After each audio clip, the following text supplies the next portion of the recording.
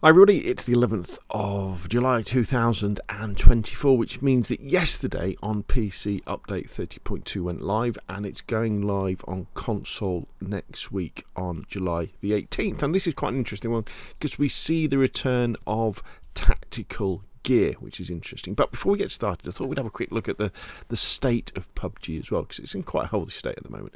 So we can go over to Steam charts and we can see that on PC, and remember, we can't get official records of console like PlayStation, Xbox players or Epic players either, but just on PC, where PUBG started on Steam, we can see the concurrent number of players playing. So the number of players who are playing at the same time at this very moment at 10:55 on the 11th of July 2024 across the entire world is 335,000, and the peak for the last 24 hours is 700,000 people, which, although okay, is nowhere near the 3.2 million that PUBG had in its heyday back in 2017-2018. It's still pretty healthy and in the tops. I think the top three on Steam. If you compare that with Call of Duty, again, this is Call of Duty on Steam PC, so we're not including Battle.net on console.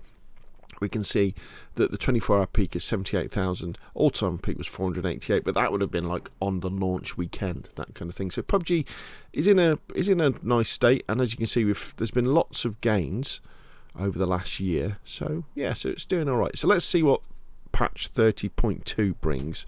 And I want to discuss how some of the things work. So we're going to have random maps again, which is good.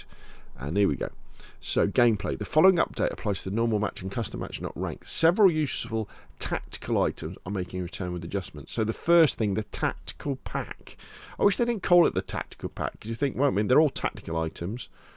But anyway, the tactical pack. So the tactical pack replaces one of your primary weapon slots. So when you have a tactical pack, you can only have one other weapon in your hands. However, it does mean you've got 3 extra slots for more stuff. So you could, for example, have a assault rifle in your hands, and in your tactical pack, you could have a sniper rifle, a submachine gun, and a pistol if you wanted. Which you might think, wait a minute, this is a bit OP.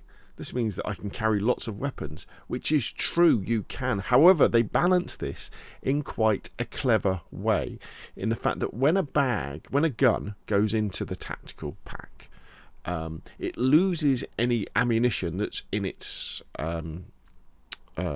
magazine. So when you get it out, you have to reload it, and it loses any attachments as well. So if you, say, had an SKS with a foregrip on, a 6x, and an extended magazine, when you put it into the bag, it loses that scope and that foregrip. They go into your normal inventory, and it loses the ammunition that it's loaded with. So you have to reload it when it comes out. So you take it out of the bag, so you're swapping it for your existing weapon. You take it out of your bag, you've then got to reload it, and then you've got to attach the scope and the magazine and stuff like that, which takes a considerable amount of time, even if you're pretty quick on it.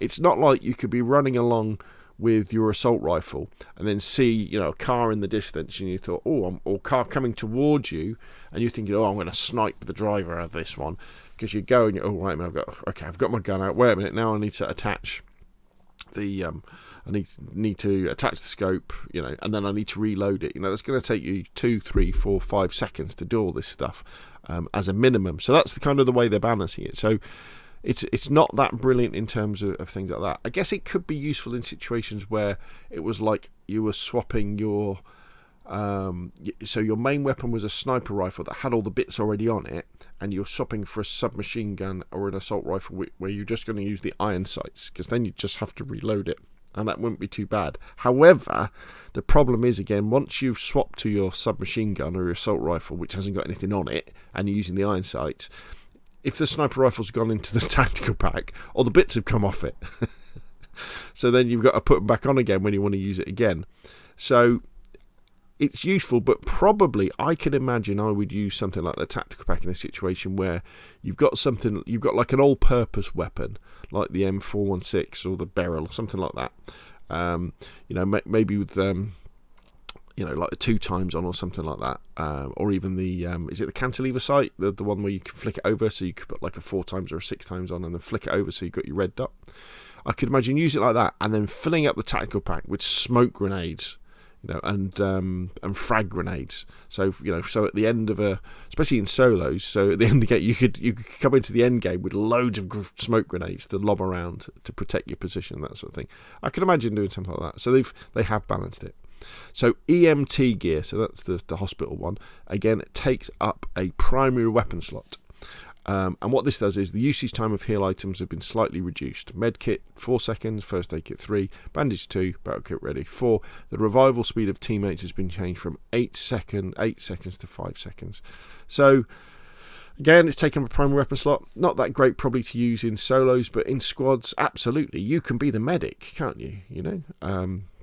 You can revive people quick, which I think is really good. And then the all-in-one repair kit. Now this takes up your secondary weapon slot, so your pistol slot. Can now be used up to 3 times. Now, the idea with the repair kit is that you can repair your helmet and you can repair your vest. So, again, late game, you're running along. I mean, this is very useful, actually. This is really useful, especially in solo. So, your late game, you're down to the last 10, for example. You're not going to start looting at this point. Maybe you're in a situation where you can't start looting. You kill someone, you're not going to loot them, are you? We're down to the last 5. But what you can do is you can use the all-in-one repair kit to take your level 3 helmet back up, or your level 2 helmet back up, or your vest back up. Because one of the problems with PUBG, and this is battle royales in general, is that often they reward you for not fighting. Because say you've got a level 3 helmet and a level 3 vest, and you go after people, then that's going to get damaged, isn't it? Where the person who's hiding in that bush, who isn't getting involved, is coming into the late game with pristine gear. Obviously, the catch to this is that it means that if you're in a gunfight with someone at range, say you see they've got like a level 3 helmet on, and you ding them, so you don't kill them the first time with a headshot. It means that if they hide, you then have to assume that their helmet is back to full strength. So you have to be careful. But you can only use it 3 times, and it takes the place of your pistol shot. If you were to ask me which one I would use in solos, all-in-one repair kit is something I would definitely use. Because although I do equip a pistol, I've got plenty of kills with pistols when I've managed to miss people with my main gun. I think that's good. Where the other two, probably not. Tactical pack's too awkward to use. Once you've had to go with it, you'll think, God, this is too awkward. EMT, if I was running squads, I would run the EMT gear. Spawn changes. All-in-one repair kit, tactical pack and EMT gear are now world spawn in all maps, so you don't get to choose them when you drop. You get to pick them up. I wouldn't be surprised if some of these things change, though, and I wouldn't be. So therefore, we aim to avoid introducing such items. However, tactical items like the emergency pickup, folded shield, and mortar have demonstrated strategic value in non-match ranked and esports settings. Recognising their potential to enhance gameplay variety and excitement, we are reintroducing tactical items in this update, assigning them appropriate adventure slots based on their attributes. For the tactical pack and EMT gear, which operate as a primary weapon slot, we have increased their benefits as players will have to abandon the traditional dual weapon style. Okay. Yeah, okay. So they're not saying they're going to bring back the drone or the scanner, which is good. Excellent. Yeah, so I think it's interesting. I like the idea of having classes in PUBG.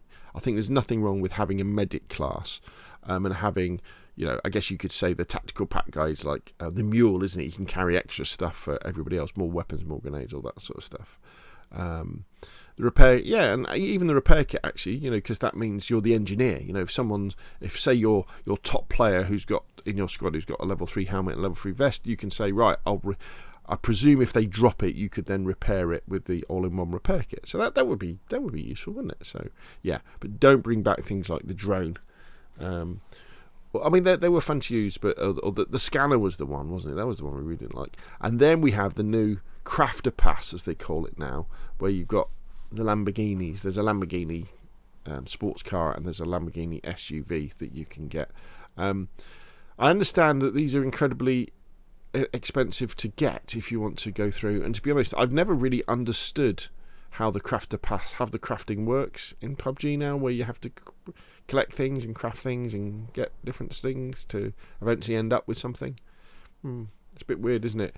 I would have liked a system where you can just either buy the vehicles, which would be cool, or at the end of the Survivor Pass, you then end up with one. But as far as I understand, that's not the way it works. It's not like you work all the way through the Survivor Pass or the Battle Pass, and then if you get to the top level, you get a vehicle. I don't think it works like that. But anyway, I could be wrong. Don't look to me for advice about this, because I don't play PUBG enough to get that far, and I haven't got a clue what goes on with the crafting. So there we go.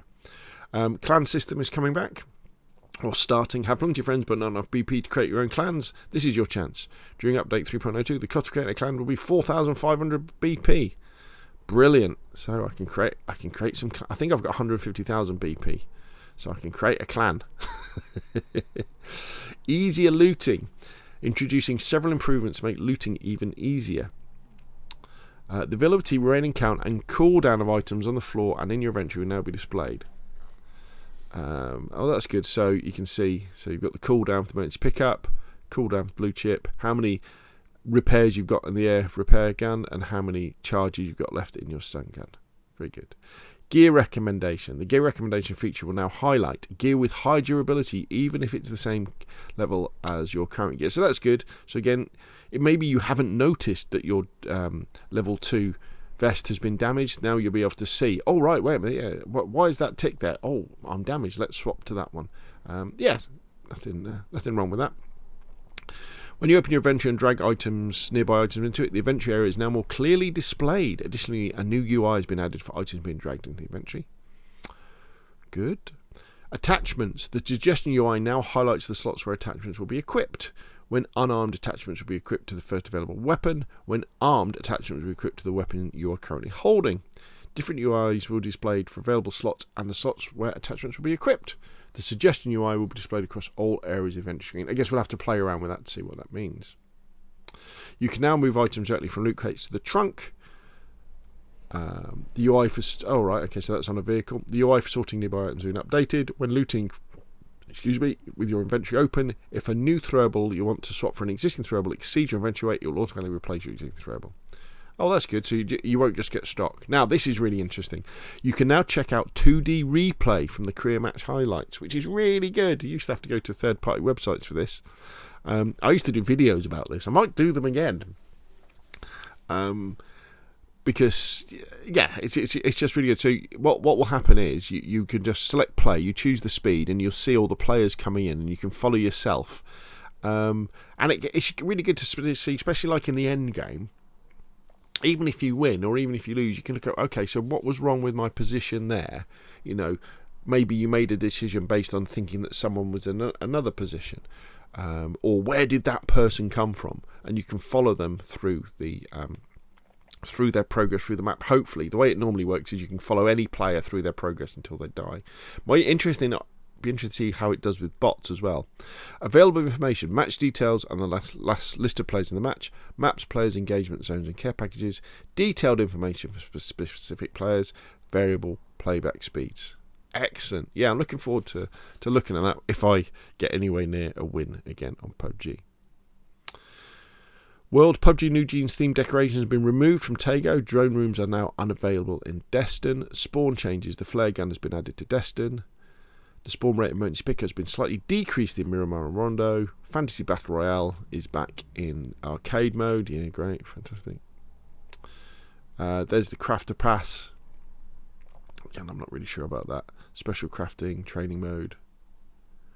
Has now got the all-in-one repair kit, tactical pack and EMT. Oh, that's good. So what I would suggest you do then is maybe go into the training mode and have a practice with the tactical pack, because that's the one that's tricky to get your head around.